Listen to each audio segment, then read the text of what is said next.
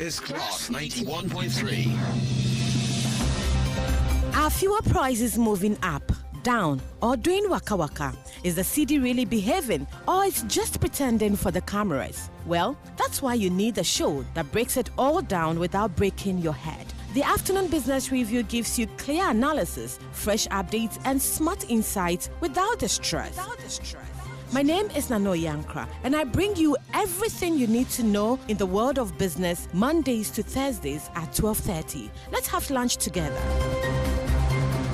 The Afternoon Business Review, where Ghana's Business Day gets explained. Ghana may not be known as a grape-producing country, but it spends millions of dollars every year importing grapes to meet growing consumer demand. In 2024, Ghana imported approximately $2.74 million worth of fresh and dried grapes. Yes, $2.74 million worth of fresh and dried grapes were imported in 2024, making it the 113th largest grape importer in the world out of 221 countries. Grapes ranked as Ghana's 491st most imported product. The trend has continued into 2025 and 2026, with trade data showing Ghana recorded more than 1,000 grape import shipments in the 12 months between June 2024 and May 2025, indicating that demand for fresh grapes remains strong despite the country's limited domestic production. South Africa remains Ghana's largest supplier, accounting for about $1.14 million of grape imports. Other major sources include Egypt, Lebanon, Spain, and the Netherlands. For fresh grapes alone, Ghana imported 245,014 kilograms, valued at about $1.16 million. South Africa supplied the largest share, followed by Lebanon, of course. Despite the steady demand, commercial grape farming in Ghana remains very limited. While small-scale and experimental cultivation has been attempted in areas such as Sekondi Takoradi and parts of Greater Accra region, local production is not yet sufficient to supply the domestic market. We love grapes, but we are not producing much. We are relying heavily on imports.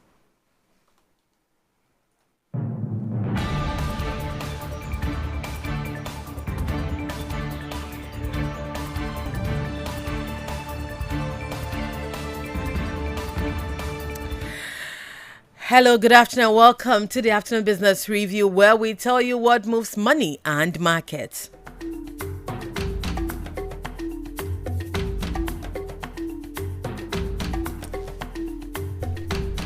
Let's go on to the commodities market to find out how much crude oil, gold, and cocoa are being sold. Crude oil has dropped in price by $6 and is selling at $83, down from the $89 it was sold yesterday. So yesterday I told you that it had gone up from $82 to $89. Today has gone down from $89 to $83, some $6 short.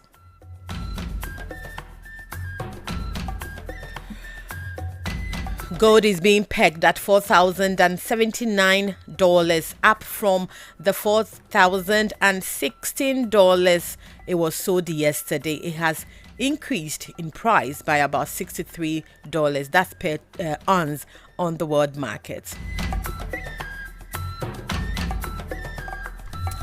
And cocoa is priced at $5,116, down from the $5,172 it was sold yesterday. Cocoa price has dropped slightly by about $56. So cocoa price per ton is now selling at $5,116.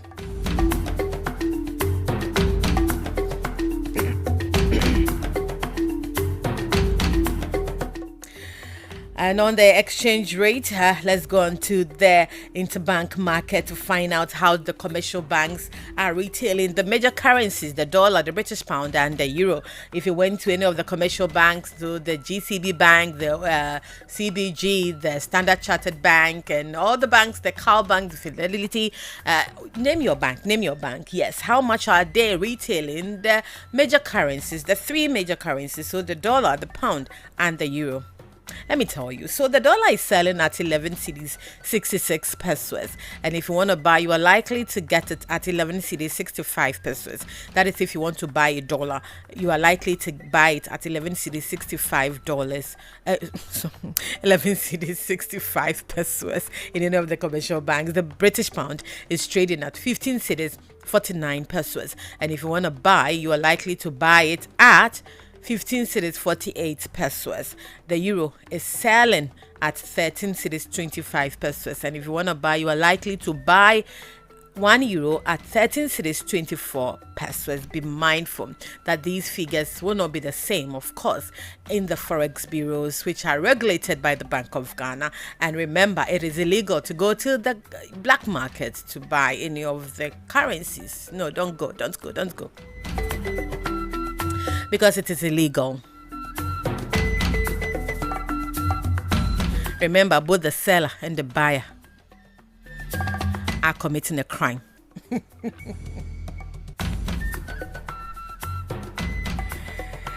A good time to check out how your stocks are doing on the Ghana Stock Exchange. Kathleen Darcy of Databank has some updates for us. The stock market closed marginally lower on Thursday, with price gains in 6 equities against 2 laggards. The top gainers were intravenous infusions and HODs, while ETI and Casapreco declined. Driven by the price moves, the Ghana Stock Exchange Composite Index remained at 75.38% year-to-date return, while the Databank Stock Index declined to a year-to-date return of 90.81%. MTN Ghana traded the most, accounting for 97.4% of the market turnover after trading 121.57 million shares across 26 counters. For Databank Research, Kathleen Darcy.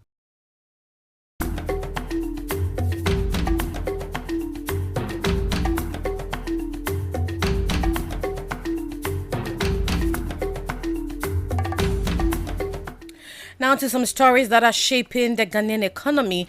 Ghana's average lending rate declined sharply to 15.64% in June 2026, extending a broad reduction in borrowing costs over the past year. Although renewed increases in Treasury bill and government bond yields point to emerging pressure within the domestic interest rate market. Now, the Bank of Ghana's July 2026 summary of economic and financial data showed that the average lending rate fell from 27% in June 2025, representing a decline of 11.36 percentage points within 12 months. The data indicate that the monetary easing cycle has begun to transmit to the credit market, reducing the indicative cost at which businesses and households can access bank financing.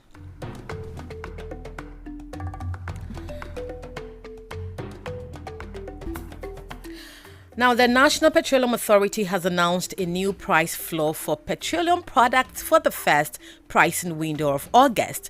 The new price is an increase compared with that of the second pricing window of July 2026.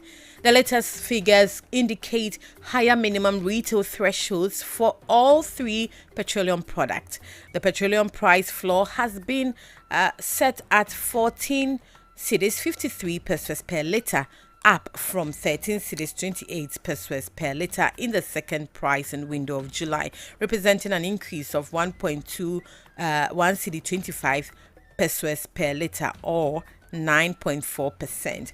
Diesel recorded the largest increase, with its price floor moving to 16.97 16 cedis 97 pesos per litre from 14 cedis 35 pesos per litre, representing an increase of 2 cedis 62 pesos per litre, or 18.3%. The LPG price floor has also increased to 11 cedis and 6 pesos per kilogram of 10 cedis and 19 pesos per kilogram, so representing an increase of 87 pesos per kilogram or 8.5%. So basically what this is saying is that the new pricing for petroleum prices has been issued by the National Petroleum Authority, and we are seeing a slight increase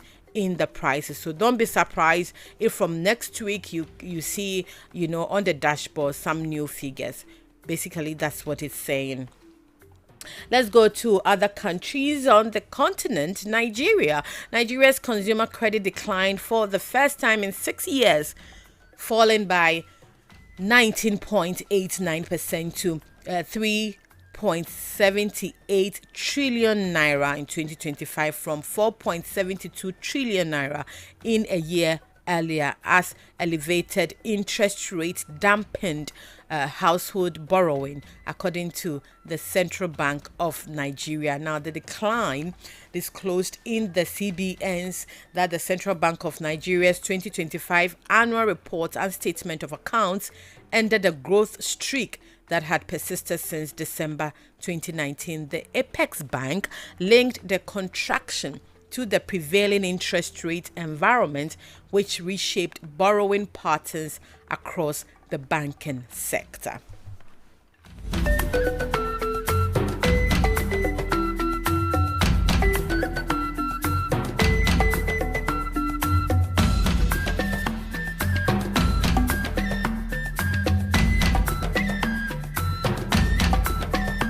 We are moving to a big conversation now. We are talking government spending. Is government spending or not? Is government spending or not? So, whether government is spending or not has become topical in Parliament after the finance minister, presented the mid-year budget to the House. And the question the minority has raised since that day is the fact that the government is not spending just to keep the books neat, just for the figures in the books look good.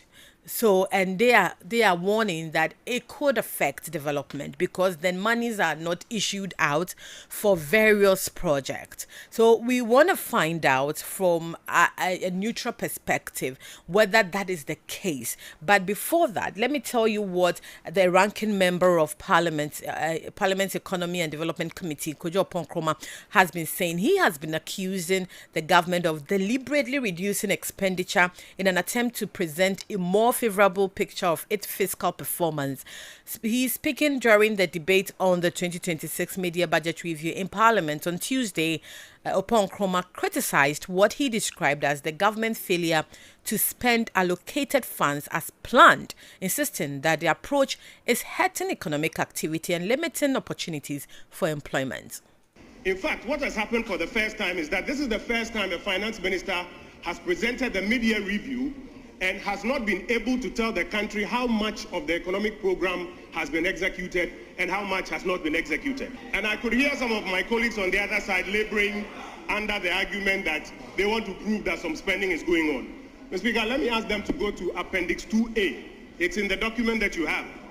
And in Appendix 2A, you will find out, Mr. Speaker, that this government, this minister, made promises of projects, jobs, and programs to the tune of 30 billion Ghana cedis, which it has not executed as at half year. As at half year, they have under-executed the budget. The reason for which many of you don't have projects going on in your constituency. And it was baffling to hear the finance minister then go on Joy News to argue that he is not spending as much as he programmed to spend because the MPP signed up with the IMF on a 1.5% primary balance. That's laughable because that 1.5% primary balance is supposed to be achieved after you have executed your economic policy. So how do you use it as a basis not to execute? And what is worse, Mr. Speaker, is that he is now signaling that in 2027, he is going to lower the primary balance to 0.5. You know what that means? It means that all the so-called fiscal discipline they are talking about, they are going to lower the so-called fiscal discipline. Why? Because we are getting closer to elections, Abi. Because of your expenditure encumbrances, you refuse to spend so that your books will look good on paper. When the floods came, 34 people died, 6 went missing. That's the cost of what you are doing. The Agric Ministry needed about 1.6 billion Ghana cedis for fertilizers and other things. You claimed you had released it. The minister came and told everybody that that was untrue. And now, what is going on out there, ask those who go to the market the price of just one tomato. You will see the value of what you are doing.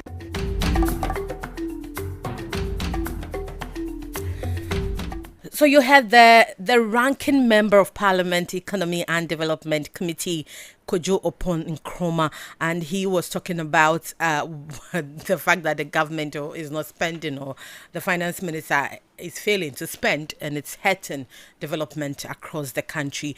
We've been joined on the line by an economist. As I said, we want to find out from a neutral perspective, a neutral ground, and we have economist and senior lecturer at the Senior Technical University, Kweku Oseitua. Good afternoon, sir, and thank you for joining us on the Afternoon Business Review. Good afternoon, please. How are you? I'm doing very well. How about you, sir? I'm doing well. Great. So we are talking business over lunch, and we are grateful to have you on Class 91.3 FM. Let me find out from you. If you look at the books of the government and vis-a-vis the budget review as presented to Parliament, do you think the government is not spending? Thanks very much. Thanks. If you look at the books, government is spending according to the revenue the government generates.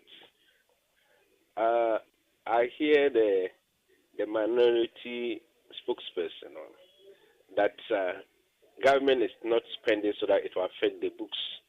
It is not like that.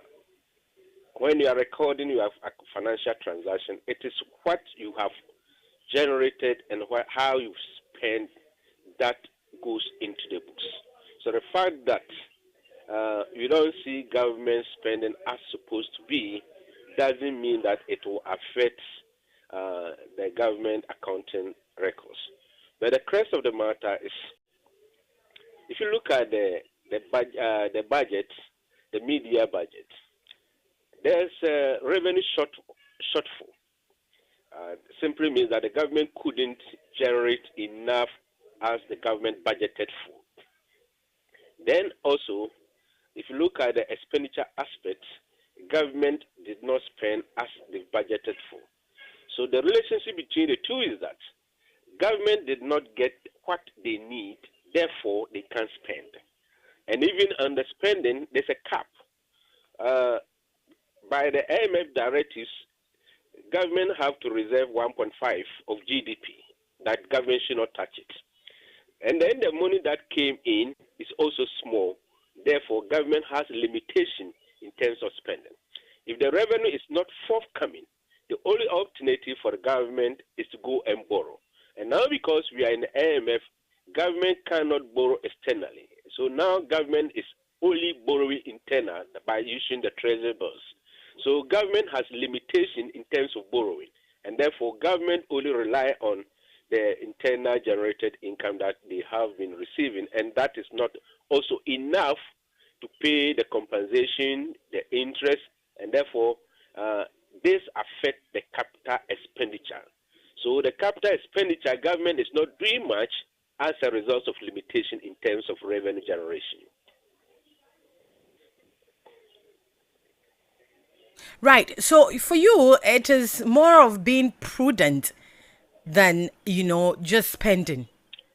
Exactly, because you spend in accordance with your revenue. So if the revenue is not forthcoming, then you want to spend means you have to go and borrow. And borrowing has consequence. For example, borrowing so much, Ghana will become high-risk country, and therefore it will affect even the cost of borrowing. So the government is now being prudent so that they don't overspend what they generate. So that's exactly what government is doing. That if you don't have the money, you can't spend the money. If you want to spend and you don't have, which means you have to go for loans. And then government has limitation in terms of going for loans. And therefore, let's spend according to what we generate. So that's what government is doing exactly now. So do you think the problem has to do with how much we generate in terms of revenue? Of course, the GRA could not meet its first half target, and so do you think that is where the problem is, and not the fact that the government or the finance minister is failing to dole out money towards various projects? That is what is causing Now, the delays. our major problem now is the revenue generation. How government can generate money to finance its expenditure. Over the years, you've seen that our debt has been accumulating. It's as a result of lack of fund. Because if you have money, I don't think you go and borrow. So government is borrowing because government don't have fund. And now because of the IMF that we went in, there's a limitation in terms of how you can go and borrow. And therefore, government don't have money. So what government has to do is to look at the revenue generation of government machineries. For example, widen up the tax network, then doing a lot of tax education so that people will now contribute towards their financial responsibility to the state. If government is not doing that, then the only option is government has to go and borrow, and that is the worst policy government should do, that let me go and borrow and finance issue. Even currently, if you look at compensation, the money government spends on wages and salaries, you look at interest and then debt repayment, it is very difficult for government to do all these things. At a certain point, government have to borrow internally to finance other debt obligations, and which is not sustainable. Very well. So, in this case that we are not able to meet our revenue target, how should the government go about it, just so that we will have enough capital being injected into developmental projects while also remaining prudent? So the government have to do critical assessment where the money goes to. And most of the government expenditure doesn't generate revenue. For example, the expenditure that generate enough revenue or generate revenue is capital expenditure. And government over the years have not been spending so much in respect of capital expenditure. If you look at the budget in total, government even spend more on debt and interest repayment more than the capital expenditure. And it's the capital expenditure that will generate revenue. And we are not spending money on capital expenditure.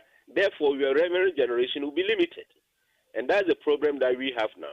So in long term, government have to reconsider investing more on capital expenditure.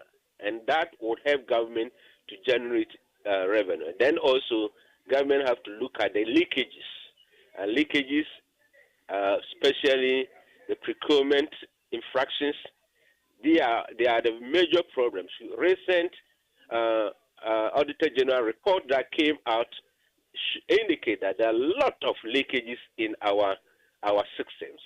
For example, the government agencies, there are a lot of leakages over there. So government have to try and block all these things. The limited revenue that you generate, if you look at the Auditor General report recently published, about 5.3 billion within 1 year leakages, and that is not good. One, you are not generating enough, and the little that you generate also goes to places that they are not supposed to go, and therefore you may not have enough money to do other capital or developmental projects. So that's the challenge that we have in Ghana: limited generation of revenue, then leakages. So therefore, government don't have enough money to do capital expenditure. Many thanks with spending your time with us. I was going to ask you a final question, because I know that the informal sector, when it comes to revenue generation, has been a challenge, a major challenge for the government. With this new agenda by this particular government, the reset agenda and all of that, briefly, in 1 minute, I want to find out from you, how should that area be tackled so that effective generation can happen within that sector? You see, our system is not all that formalized. we have a lot of people generating a lot of money. They've not been captured in the system. So government has to formalize the economy so that anybody undertaking any economic activity will be captured. And therefore, we know how to assess that. Let me give a specific example. Let's take our artisans, the electricians, the plumbers, the mechanics. How many of them pay tax? None, few. How many of them are they being recognized by the states? Let's even look at the professionals, the lawyers that we have in the country. How many of them pay tax? The chartered accountants practicing, how many of them pay tax? The only people that pay tax are the only people on the payroll that pay tax. The self-employed. Look at our mothers in the market. They are richer than even the workers. And how many of them pay tax? So the economy is not highly regulated. So therefore, people do whatever they want. For example, there's a law that every house have to pay something, property rate. Even if you rent your house, you have to pay rent income tax. Right. How many people do that? If you rent your house, how many landlords pay rent income tax? And that alone is a bulk of money. Right. And when they bill, they want government to construct rules for them. Without paying the taxes. You are not paying tax. You are not paying property tax. You rent the house. You don't pay anything. You want government to construct a road, extend electricity, then also extend water to your area. Right. See, the government has a role to play, and they are not doing that. That's the problem we have in the country. Very well. Most of them, they are more political. But if you want to implement the law, you will not win the election. So therefore, let's relax. And that is what is going on in our country.